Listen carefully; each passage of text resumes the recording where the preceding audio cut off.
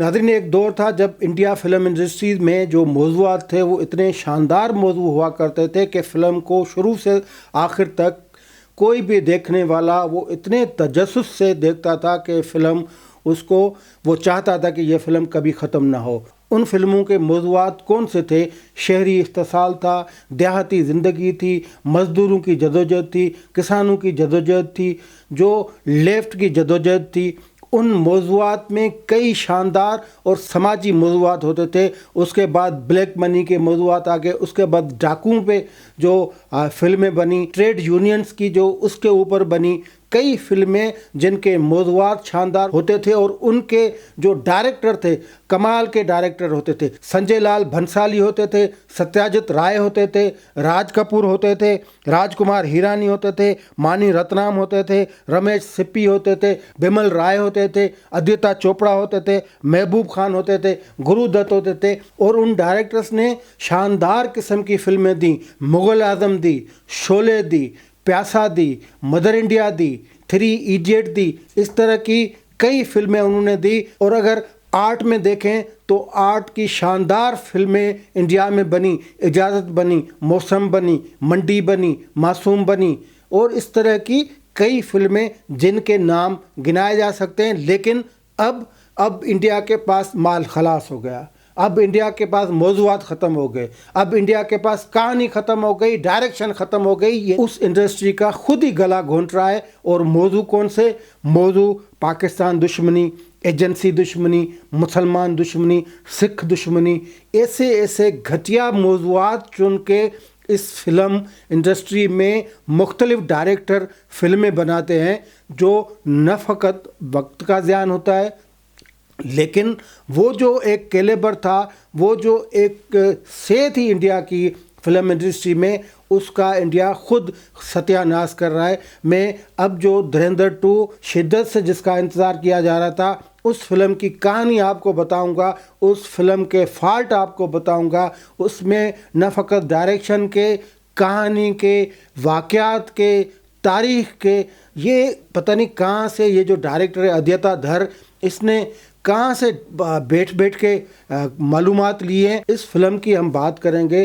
یہ film release ہوئی ہے انڈیا میں، اب بھی تھیٹرز پہ لگی ہوئی ہے، لیکن اس فلم میں سب سے بڑا فالٹ اگر جس کو کہا جائے، وہ اتنی لمبی فلم کون دیکھتا ہے؟ آپ کس کے پاس اتنا ٹائم ہے کہ 3.25 گھنٹے بیٹھ کے فلم دیکھے؟ اور فلم کی کہانی کیا؟ ایک چربا بنایا ہوا ہے، مسلمان دشمنی اس میں دکھائی ہوئی ہے، سکھ دشمنی اس میں دکھائی گئی ہے، پاکستان دشمنی اس میں دکھائی گئی ہے۔ اور اگر سیکرٹ ایجنسیوں کا رول ہے اس ڈائریکٹر پہ، مجھے رحم آتا ہے کہ کس طرح اس نے تحقیق کی ہے، اس کے جو پارٹنر ہیں یا اس کو جو مشورہ دینے والا ہے یا جو ریسرچ کرنے والے ہیں، وہ کتنے نااہل ہیں کہ انہوں نے ایک ایسا چربا بنا دیا ہے جو فقط ٹائم کو ضائع کرنے کے کچھ بھی نہیں ہے۔ ہاں، دوسرا جو اس کا اہم چیز ہے وہ یہ جو نریندر مودی گورنمنٹ ہے، اس کو اشتہار، مطلب اس کا ایک یہ اشتہار ہے، نریندر مودی جو ہے اس کو اس میں ایسا پیش کیا گیا ہے جیسے وہ کوئی بڑا اسٹیٹسمین ہو، اس کی اتنی گرپ ہے انڈیا پہ کہ اس نے نریندر مودی، جس کو بچر آف گجرات کہا جاتا ہے، وہ خود RSS کا بندہ ہے، وہ خود انتہا پسند ہے۔ اس نے ہندوتوا کو جو وہ وہاں پہ پیش کیا ہے، اس کو بڑھاوا دیا ہے اس نے، اور اس کو یہ جو ڈائریکٹر صاحب ہیں وہ ایک اشتہار کے طور پہ فلم چلا رہے ہیں۔ تو ہم بات کریں گے اس فلم کی شروع سے۔ جو پہلا سین بسم اللہ اس فلم میں گولی سے کی گئی ہے، وہ جو ہیرو ہیں جسکرت سنگھ، وہ بسم اللہ گولی سے کرتے، یعنی فلم آپ دیکھیں کہیں سے سٹارٹنگ پوائنٹ ہے وہ تو اچھا ہونا چاہیے نا۔ یہ گھس جاتے ہیں کسی گھر میں، وہاں سے دھڑا دھڑ گولیاں مارتے ہیں، 1 درجن بندہ جو ہیں ان کو مار دیتے ہیں، پھر کورٹ میں چلے جاتے ہیں۔ اور عدالتی نظام اگر اس فلم کو دیکھا جائے، پھر انڈین عدالتی نظام کا کالا منہ ہے۔ کرمنل جوڈیشل سسٹم اتنا ویک ہے کہ 12 بندوں کو قتل کرنے والے کو دکھایا گیا کہ 7 سال کی سزا دی گئی ہے۔ اب وہ پھر یہ بھی بڑا جھول ہے۔ ویسے جو انیشل عدالت ہے جس میں پروف آنے ہیں، جس میں گواہیاں آنی ہیں، جس میں ایویڈنس آنے ہیں، وہ عدالت 12 بندوں کے کیس میں قتل میں ایک بندے کو 7 سال جو ہے وہ قید دیتی ہے۔ اب یہ ہے دکھایا گیا کہ اوپر والی کورٹ جو ہے وہ ہو سکتا ہے کہ اس کو پھانسی کی سزا دے. اس امکان کی بنیاد پہ اس کو ایک چلتی ہوئی وین سے تب چھڑایا جاتا ہے جب وہ ایک جیل سے دوسری جیل منتقل ہو رہے ہیں. اور یہ دیکھیں یہ بھارت کی جو راہ ہے وہ کس طرح بندے ہائر کرتی ہے. یعنی وہ ایک مرڈرر بندہ، 12 بندوں کا قاتل بندہ، اس کو اغوا کیا جاتا ہے، پھر اس کو ٹریننگ دی جاتی ہے، پھر اس کو بھرتی کیا جاتا ہے. میں یہ جو جیسی اس فلم کا ہیرو جو ہے جس نے رحمان ڈکیت کو قتل کیا تھا، یہ وہی. تو اب اس کو پھر راہ اس کی ٹریننگ کرتی ہے، پھر اس کو کراچی بھیجا جاتا ہے. لیکن شروعات ہی اس فلم کی ایسی ہے کہ بندہ بس گھبرا ہی جاتا ہے کہ یہ کون سا ڈائریکٹر ہے، اس سے تو کوئی اناڑی کوئی فلم بناتا وہ بھی اچھی بنا لیتا. تو یہ تو تھی اس کی فلم کی جو شروعات. جو مجھے اس میں جھول نظر آئے وہ میں آپ کو بتا رہا ہوں. تو ہیرو جو رنویر سنگھ آتا ہے وہ کراچی میں ایسے گھومتا ہے، ملاقاتیں کرتا ہے، ایسے ہی جیسے راج ہو، انڈیا کا راج ہو. اس میں کوئی پوچھتا ہی نہیں ہے، اس فلم میں کوئی نہیں پوچھتا. اس کو ایسی آسانی کر کے دی گئی. یہ بھی ڈائریکشن کی جو ناکامی ہے کہ آپ نے کسی کو ایک ایجنسی نے بھیجا ہے دوسرے ملک میں اور ادھر وہ آزاد گھوم رہا ہے، کوئی اس کا نام نہیں لیتا. اور سمجھیں کہ وہ وہاں کی جو ایجنسی ہے اس کے بھی ساتھ ہے، وہاں کے پولیس افسران کے بھی ساتھ ہے، وہاں کے جو سیاستدان ہیں اس کے بھی وہ داماد بنے ہوئے ہیں. اور اس میں تو بڑے اس سیاستدان کا تو یار انہوں نے بالکل غلط انداز سے پیش کیا ہے، نبیل گبول کو، جس کو انہوں نے جمیل جمالی نام دیا ہوا ہے. تو یہ کراچی پہنچتا ہے، ادھر ارشد پپو سے یہ ملتا ہے. ارشد پپو ایک گینگسٹر ہیں اور اس سے پہلے جو رحمان ڈکیت تھے ان کو یہ ہیرو جو ہے وہ قتل کر دیتا ہے. اب ارشد پپو کے ساتھ یہ ہو جاتا ہے، لیکن ارشد پپو کے مقابلے میں یہ لاتا ہے دوسرے گینگسٹر عزیر بلوچ کو جو ہے وہ لاتا ہے. اور یہاں پہ یہ کراچی کا جو ہے وہ ایپیسوڈ وہ شروع ہو جاتا ہے. کراچی پہنچتے یہ جب ہیرو کراچی پہنچتا ہے تو پھر یہ دکھایا جاتا ہے کہ ایک سکھ جو ہے اس کو لوگ مار رہے ہیں بلاسفیمی کے جھوٹے جو ہے وہ الزام میں. اس کو مار کیا اس کو جلا دیا جاتا ہے، اور بیوی بھی اس کی ساتھ ہوتی ہے. تو اس پہ بلاسفیمی کا جھوٹا الزام لگا جاتا ہے، اور اس کو پیٹرنائز نگرانی اس کی کون کر رہا ہے؟ وہ پاکستانی ایجنسی کا ایک سربراہ کر رہا ہے، یا ادھر کا جو لوکل افسر جو ہے وہ کر رہا ہے. یار اس طرح تو بھائی نہیں ہوتا.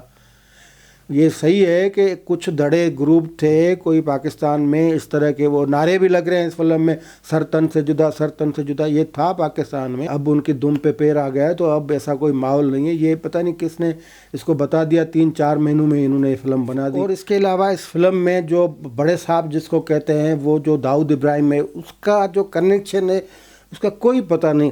اس کا پاکستان کے سیاستدانوں سے کنیکشن بھی دکھایا جاتا ہے، پولیس افسران سے بھی دکھایا جاتا ہے، جو ایجنسیز ہیں ان کے افسران سے بھی دکھایا جاتا ہے. تو یہ خود ڈائریکٹر کنفیوز ہے کہ یار یہ کس طرح کا. اور پورا جو پاکستان پہ جو اس حوالے سے الزام لگایا جاتا ہے کہ انڈیا میں جو دہشت گرد کی جاتی ہے، وہ الزام پورا اس داؤد ابراہیم پہ لگایا جاتا ہے. وہ دبئی میں بیٹھ کر وہاں سے ڈائریکشنز ان کو دیتا ہے کہ آپ جائیں مرید کے میں جائیں، آپ لاہور میں جائیں، آپ فلاں پاکستان کے شہر میں جائیں، وہاں جو انتہا پسند ہیں ان کو آپ جو ہے وہ ٹریننگ دیں، ان کو آپ تیار کریں، پھر ان کو آپ بھیجیں انڈیا. اصل میں ٹائم پورا کرنا تھا ان کو، 3.25 گھنٹے کی فلم بنانی تھی. تو اس میں جو جہاں سے آیا اس نے ڈائریکٹر صاحب نے وہ گھسیڑ دیا کبھی. اور انتہائی خطرناک جو اس کا، جیسے میں نے بتایا کہ جو نریندر مودی صاحب کی جو اشتہاری مہم ہے اس فلم کے ذریعے، اس پہ تو تنقید درو راٹھی نے بھی کی ہے اپنے پروگرام میں. اس نے کہا کہ یہ پیور جو ان کے جو ڈائریکٹر ہیں دھر صاحب، انہوں نے تو ان کی اشتہاری مہم چلائی ہوئی ہے، اور نریندر مودی حکومت کی، بی جے پی کی، RSS کی. اور یہ الزام بالکل درست ہے. اور اس میں باقی کئی چیزیں ہوں نا، موضوعات کو ختم تھوڑے ہو گئے، سب موضوعات ختم ہو گئے ہیں. بس بنانی ہے پاکستان کی بدنامی کے لیے فلم بنانی ہے، مسلمانوں کو دہشت گرد اور تشدد پسند دکھانے کے لیے بنانی ہے. تو یہ سارے فلاد اس فلم میں موجود ہیں. لیکن اس فلم میں ایک اور یہ فون کرتا ہے جمیل جمالی اسلم چودھری SP کو، اور اس کو کہتا ہے کہ ارشد پپو کو ٹھکانے لگانا ہے، یہ پٹھان کا بچہ جو یہ باہر نکل جائے. اس کو ڈائریکٹر کو پتہ ہی نہیں ارشد پپو حاجی لالو کا بیٹا تھا، وہ لیاری کا لوکل تھا، پٹھان کہاں سے آ گیا. ہاں چودھری اسلم ٹھیک ہے مانسرے کا تھا، پٹھان تھا یا نہیں تھا، لیکن مشہور چودھری کے نام سے تھا. لیکن ارشد کم از کم پٹھان نہیں تھا، ارشد لوکل تھا، لیاری کا تھا. پرتشدد قسم کی فلم، شروعات ہی تشدد سے ہوتی ہے، اور پھر اس میں اتنا غیر ضروری تشدد دکھایا گیا ہے کہ وہ جو عزیر بلوچ آتا ہے ارشد پپو کو مارتا ہے. ارشد پپو کے قتل کا واقعہ جو تھا وہ بھی اس طرح کا کو انہوں نے پیش کیا ہے, بڑا چڑھا کے ارشد پپو کو مارتا بھی وہاں آ کے چیل چوک کے برابر میں, مطلب لیاری کی جو مارکیٹ ہے اس میں ہے, اور اس کو زخمی حالت میں لے کے آتا ہے, پھر وہ اس کی گردن کاٹتا ہے, گردن سے فٹ بال کھیلتا. اب ایک اہم پارٹ آتا ہے اس فلم میں, اور وہ تو ایسا بھنڈ اس فلم میں مارا گیا ہے کہ لیاری کو انہوں نے یہ قرار دیا ہے کہ پاکستان کی سیاست کا گڑھ لیاری ہے. یار ہم پاکستان میں رہتے ہیں, ہم نے کراچی کی سیاست کو دیکھا ہوا ہے. لیاری فقط ایک علاقے کا نام ہے. لیاری بالکل لیاری کی سیاسی جدوجہد ہے. لیاری نے آمریت کے خلاف جدوجہد کی, لیاری میں ٹریڈ یونینز تھیں, لیاری میں اسٹوڈنٹ یونینز تھیں, لیکن لیاری کراچی کی پاکستان تو چھوڑے کراچی کی سیاست کا بھی گڑھ نہیں رہا. وہاں ایک دو حلقے ہیں اور پیپلز پارٹی کا وہ مرکز ہے. اب اس فلم میں دکھایا گیا ہے کہ یہ جو ہیرو ہیں, یہ جو حمزہ علی مداری صاحب ہیں, اور وہ اب اعلان کرتے ہیں یہاں سے مسلم لیگ جو ہوگی وہ الیکشن میں حصہ لے گی, اور اس جھانسے میں وہ لے کے آ جاتے ہیں جمالی صاحب کو, یعنی نبیل گبول کو. یہاں پہ ہوتی ہے نواز شریف کی انٹری, یعنی مسلم لیگ کو بطور پیپلز پارٹی مخالف جماعت کر کے دکھایا گیا. اس کو بلایا گیا ہے میاں نواز شریف کو لیاری, اور کس نے بلایا ہے؟ وہ جو ہیرو کرمنل ہے, گینگسٹر جو ہے, انہوں نے بلایا ہے. وہ نواز شریف کو جلسہ کر کے دیتا ہے. اس میں یہ جو جمیل جمالی صاحب نبیل گبول ہے, اس کو بھی نواز لیگ میں شامل کر دیا ہے اس گینگسٹر نے. اور نواز شریف اس کا جو ہیرو ہے اس کا ہاتھ پکڑ کے جلسے میں نعرے مار رہا ہے, تقریریں کر رہا ہے. یار اس پہ رحم کرو. نواز شریف کی یہ سیاست ہی نہیں رہی ہے. نواز شریف کراچی ہو یا سندھ کے باقی اضلاع ہوں, ان کی سیاست جو ہے اس میں ان کی دلچسپی نہیں رہی. نواز لیگ والوں کی تو یہ ہے, ان کے لیے مشہور ہے کہ وہ جو جی ٹی روڈ ہے یا سینٹرل پنجاب ہے, ان کی سیاست سے وہ کبھی باہر نہیں نکلے. لیکن کراچی سے ان کا کوئی سروکار ہی نہیں رہا. کراچی سے یہ سروکار رہا ہے کہ دہشت گردی جب بھی کراچی میں ہوئی ہے, اور 90 والوں کے جو دہشت گرد تھے انہوں نے جب بھی کراچی میں تباہی کی, نواز شریف نے ان کے خلاف آپریشن کیا, اور آپریشن کامیاب ہوا. کراچی میں پرامن کراچی بنانے کے لیے نواز شریف کی جو کوششیں ہیں اسی حد تک آپ اس کو رکھ سکتے ہیں. لیکن پیپلز پارٹی کے خلاف بولنا, وہ اس میں دکھا گیا پیپلز پارٹی کے آصف علی زرداری کے بینر پوسٹر وہ پھاڑے جا رہے ہیں, آگ لگائی جا رہی ہے, ان کی جگہ نواز شریف کے پوسٹر لگائے جا رہے ہیں. یار اس طرح یہ بالکل آپ نے الٹ ہو گیا ہے. لیاری پیپلز پارٹی کا گڑھ رہا ہے. لیاری پیپلز پارٹی وہیں سے جیتتی رہی ہے ہمیشہ, اور اس میں تو میاں نواز شریف کو پتہ ہی نہیں ہے کہ لیاری میں آ کر, اور لیاری کو پھر آپ نے دکھایا ہے کہ لیاری جو ہے وہ کراچی کی سیاست کا رخ جو ہے وہ متعین کرتی ہے, کراچی پورے پاکستان کی سیاست وہ اس کا رخ متعین کرتا ہے. اس طرح نہیں ہے. آج ان کو پتہ ہونا چاہیے کہ پورے پاکستان میں اگر الیکشن یا سیاست کا جو رخ ہوتا ہے وہ پنجاب کرتا ہے اس کا تعین.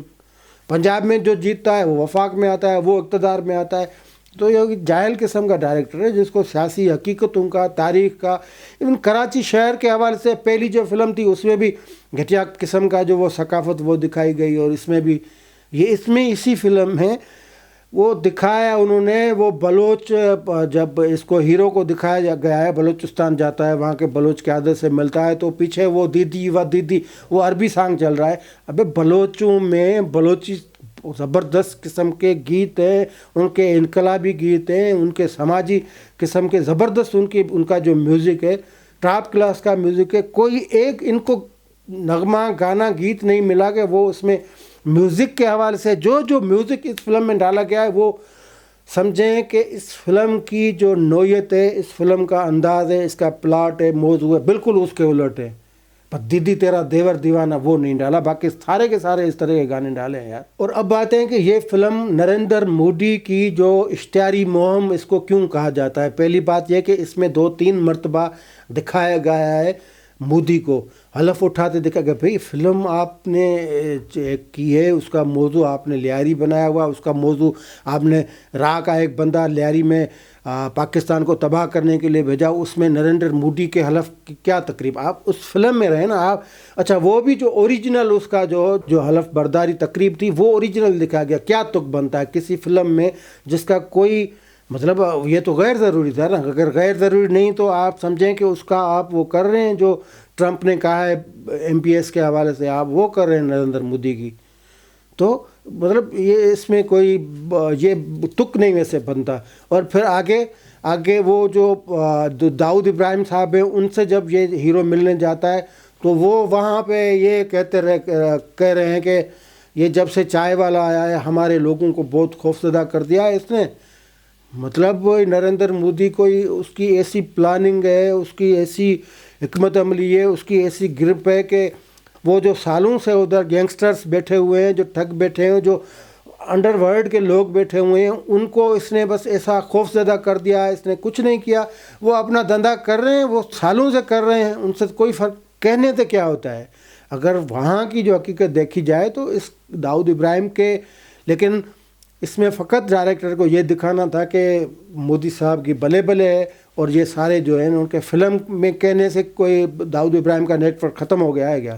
بالکل نہیں ختم ہوا. لیکن اصل میں وہ جو چاپلوسی جس کو کہا جاتا ہے نا, وہ کر رہے ہیں بی جے پی کی, RSS کی, اور کچھ بھی نہیں ہے. کئی غیر ضروری سین دکھائے گئے. ایک تو سین لمبے دکھائے گئے, کوئی 15 منٹ کا ایک سین, یار 15 منٹ کا ایک سین آپ دیکھیں, اور پھر ایک سین سے دوسرے سین میں اگر جایا جائے تو کوئی پتہ نہیں چلتا یار کس طرح یہ بیچ والی چیزیں ہیں وہ غائب ہو جاتی ہیں. اچانک دوسری چیز آتی ہے, اس کو سمجھنے کے لیے 2-3 منٹ لگ جاتے ہیں, اور وہ بھی سین جو ہے وہ پھر 10 منٹ کا لمبا ہو جاتا ہے. اور تاریخی اعتبار سے غلطی یہ ہے کہ وہ ایک جو پاکستانی ایجنسی کے میجر ہیں ان کو اپنے والد یہ کہہ رہے ہیں کہ آپ یہ جیت گیا, یعنی مودی جیت گیا. آپ تو کہہ رہے تھے کہ امریکہ بھی نہیں چاہتا. یعنی اس فلم میں یہ دکھانے کی کوشش کی گئی ہے کہ امریکہ نہیں چاہتا تھا کہ مودی جو ہے وہ ہندوستان کے پرائم منسٹر بنے یا بی جے پی کی جو گورنمنٹ جو وہ بنے. لیکن وہ غلط ہے. وہ اسی لیے غلط ہے کہ امریکہ نے نہ فقط ان کو مبارکباد دی, لیکن مودی کے انتخاب کے پہلے جو وہاں کی جو امریکن سفیر تھی انہوں نے گجرات میں جا کے نریندر مودی سے ملاقات کی. جب ان کا انتخاب ہوا تو باراک اوباما صاحب نے ان کو مبارک دی, وائٹ ہاؤس چائے پہ بلایا, دعوت پہ بلایا, وہاں بڑی بڑی تعریفیں ہوئی. تو یہ تو آپ اس جو حقیقت ہے اس سے ہی یہ بات رد ہو جاتی ہے. تو کیا ضرورت تھی کہ آپ مودی کوئی انقلابی ہیں اتنے بڑے. مزے کی بات جو سوشلزم ہے یا سوشلسٹ لفظ ہے اس کی بھی توہین کی ہے.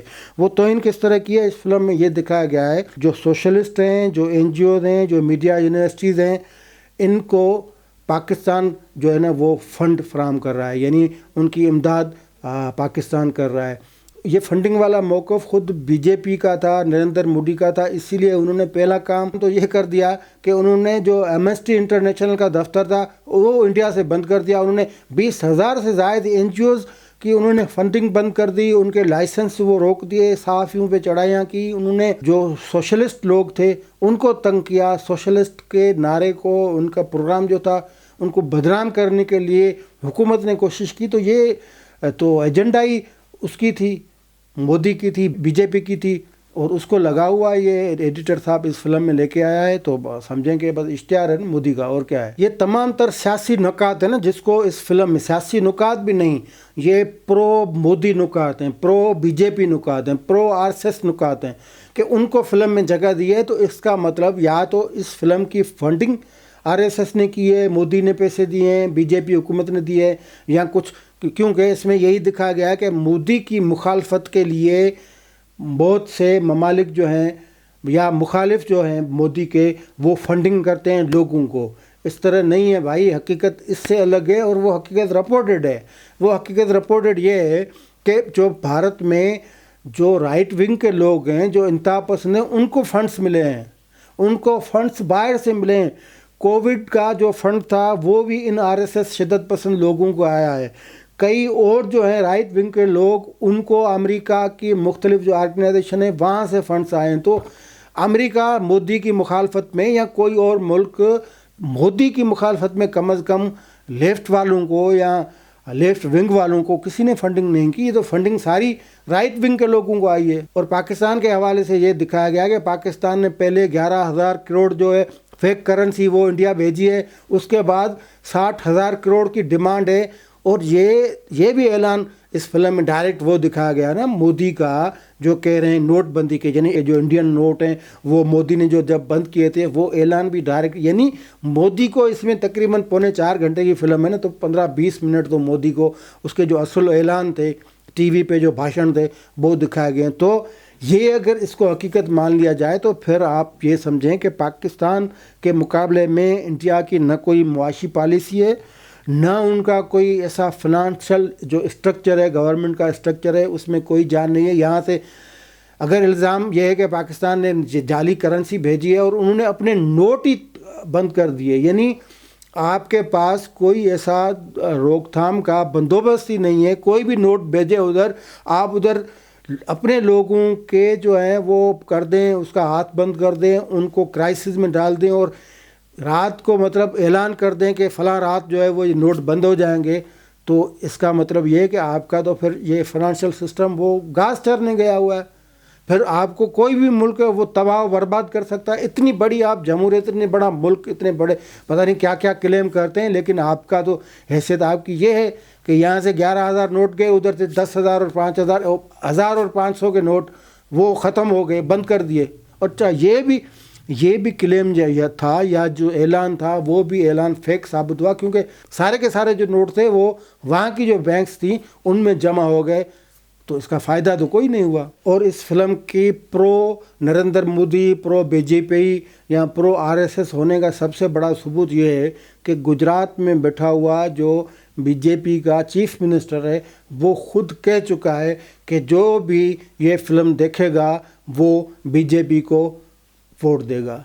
اب آپ اندازہ لگائیں کہ اگر کوئی چیف منسٹر اس طرح کہتا ہے تو پھر آپ کو جو ڈائریکٹر ہے اس کے نیت میں شک کرنا بھی نہیں چاہیے، اور اس کے حوالے سے یہ بات سیدھی کرنی چاہیے کہ یہ فلم نہ کسی سیاسی، سماجی، اخلاقی پس منظر میں بنائی گئی ہے، نہ اس کا کوئی دوسرا مقصد تھا۔ اس کا مقصد فقط ایک تھا، اور وہ مقصد تھا پاکستان کو بدنام کرنا، مسلمانوں کو بدنام کرنا، سکھوں کو بدنام کرنا، کیونکہ سکھ بھی اس میں دکھائے گئے ہیں کہ کس طرح وہ پاکستان کے کہنے پہ پاکستان میں آتے ہیں، پیسے لیتے ہیں یا ڈرگس لے کر پھر ادھر بیچتے ہیں۔